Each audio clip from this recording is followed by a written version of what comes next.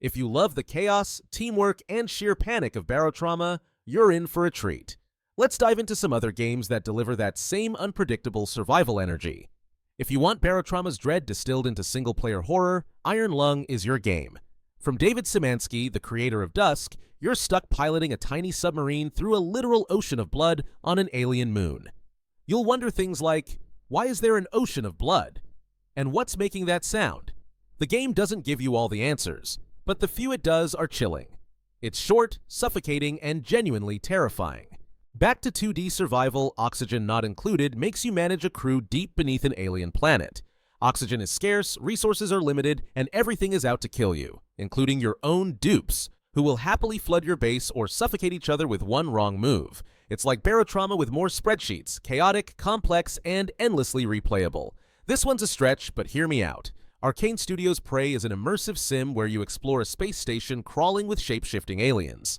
Like Barotrauma, survival depends on scavenging, improvising, and dealing with threats that never fight fair.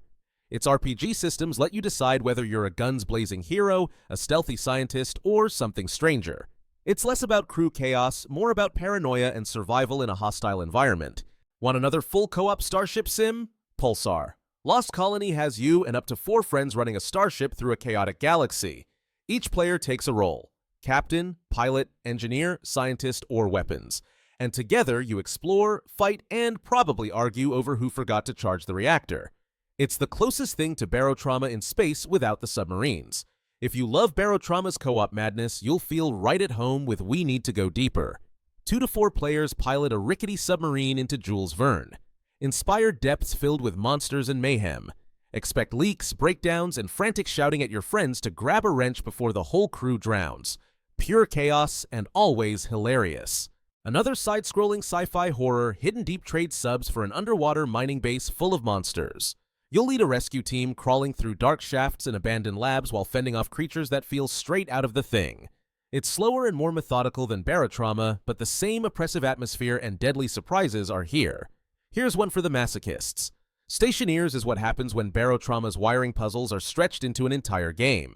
Up to 10 players can build and manage space stations, juggling oxygen, heat, power, and food. It's brutally complex. You'll spend hours just trying to set up an airlock. But if you love systems-driven chaos, it scratches the same itch.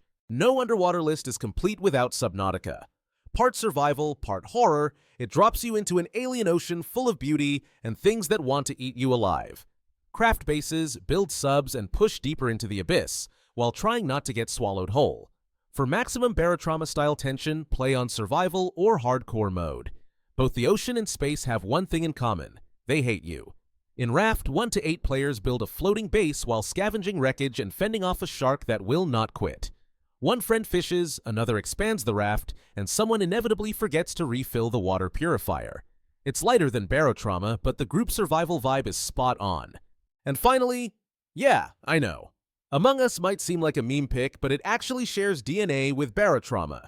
Both games revolve around teamwork, completing tasks, and rooting out saboteurs before they sink the mission. With custom roles and modifiers, it can become surprisingly tense, and just as full of accusations and betrayal as a Doom sub-run. So whether you want the horror, the management grind, or the co-op chaos, these games all capture a piece of what makes Barotrauma so uniquely fun. Which one will you dive into next?